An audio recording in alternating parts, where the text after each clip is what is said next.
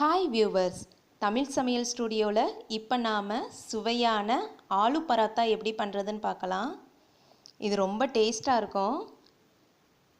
இது பண்ணுறதுக்கு ஃபஸ்ட்டு மாவு ரெடி பண்ணிடலாம். நான் இப்போ 1.5 கப் அளவு கோதுமை மாவு எடுத்திருக்கேன்.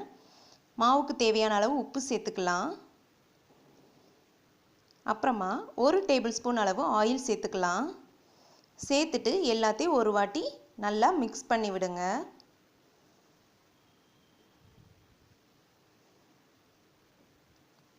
இப்போ இதில் தண்ணி சேர்த்துக்கலாம். தண்ணி கொஞ்சம் கொஞ்சமாக சேர்த்து நல்லா சப்பாத்திக்கு மாவு பிசைகிற மணிக்கு சாஃப்டாக பிசைஞ்சுக்கலாம்.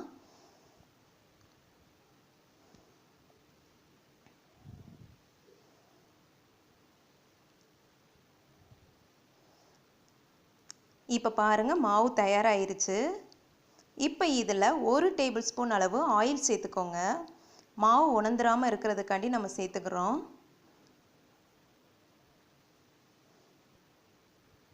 நல்லா ஆயில் தடவிட்டு இதை மூடி வச்சு 1/2 hour அப்படியே வச்சுருங்க.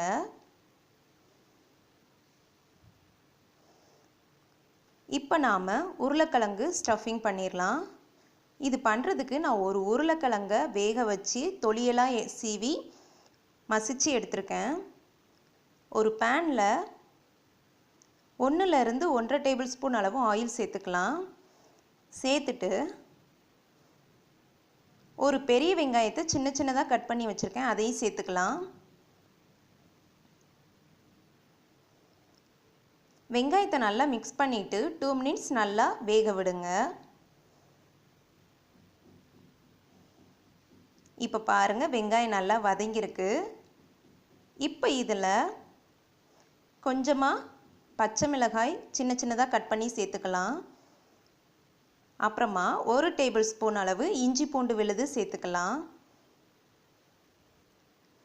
இஞ்சி பூண்டோட பச்சை வாசனை போகிற வரைக்கும் நல்லா வதக்குங்க.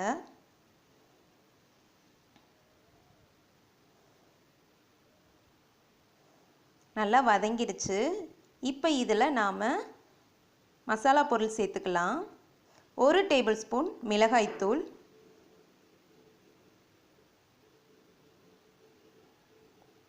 1/2 table spoon garam masala, 1/4 teaspoon மஞ்சள் தூள்.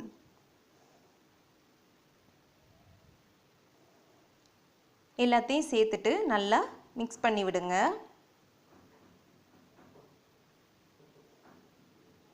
இந்த மசாலா பொருட்கள் எல்லாம் 1 minute நல்லா வேக விடலாம். இப்போ பாருங்கள், நல்லா வெந்திருக்கு. இப்போ இதில் நாம் வச்சிருக்கிற உருளைக்கிழங்கை சேர்த்துக்கலாம். சேர்த்துட்டு இப்போ இதில் தேவையான அளவு உப்பு சேர்த்துக்கலாம். அப்புறமா கொஞ்சமாக கொத்தமல்லி இலை,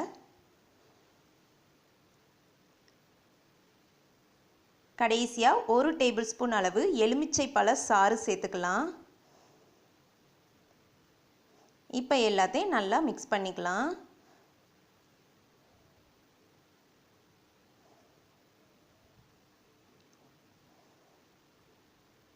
அவ்வளோதான். இந்த மாதிரி நல்லா மிக்ஸ் பண்ணிவிட்டு இப்போ நாம் ஸ்டவ்வை ஆஃப் பண்ணிடலாம்.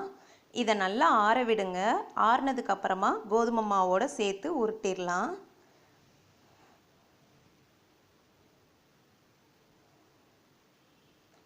இப்போ பாருங்கள், நான் கோதுமை மாவுக்கு ஈக்குவலாக அந்த உருளைக்கிழங்கு ஸ்டஃபிங்கும் உருட்டி எடுத்திருக்கேன். மாவு இந்த மணிக்கு அழுத்தி விட்டுருங்க. மாவு ஒட்டாமல் இருக்கிறதுக்கு மேலே கொஞ்சமாக கோதுமை மாவு தடவிக்கலாம். இப்போ இதை கொஞ்சமாக உருட்டிடுங்க.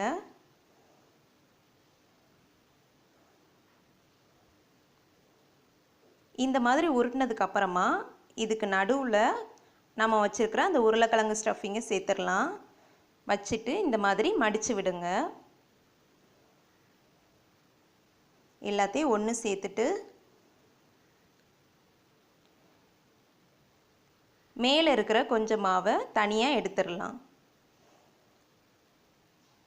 அந்த மாவை அப்படியே வச்சு பிணைஞ்சா ஒரு இடத்துல மட்டும் மாவு அதிகமாக தெரியும். அதனால தான் நம்ம தனியாக எடுத்துக்கிட்டோம். இப்போ இதில் மறுபடியும் கோதுமை மாவு தடவிக்கலாம்.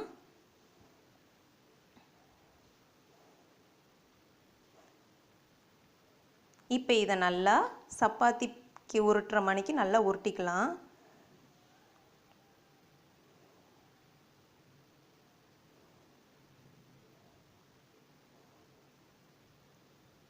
அவ்வளோதான், இந்த மாதிரி உருட்டிக்கலாம்.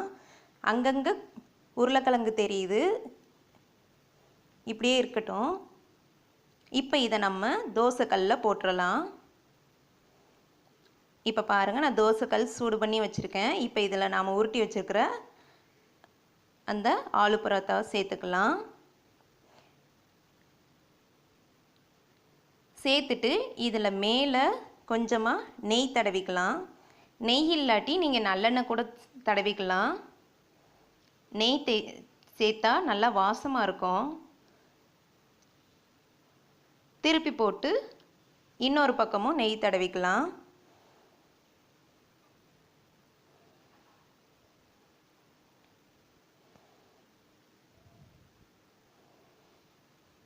இப்போ இதை 2 பக்கமும் நல்லா வேக விடலாம்.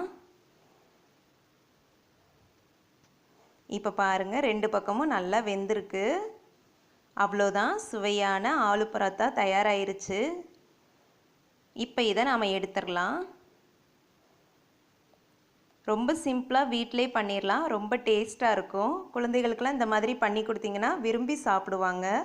இதோட கெட்டியான தயிர் சேர்த்து சாப்பிட்டிங்கன்னா அருமையாக இருக்கும். கண்டிப்பாக நீங்கள் வீட்டில் ட்ரை பண்ணி பாருங்கள்.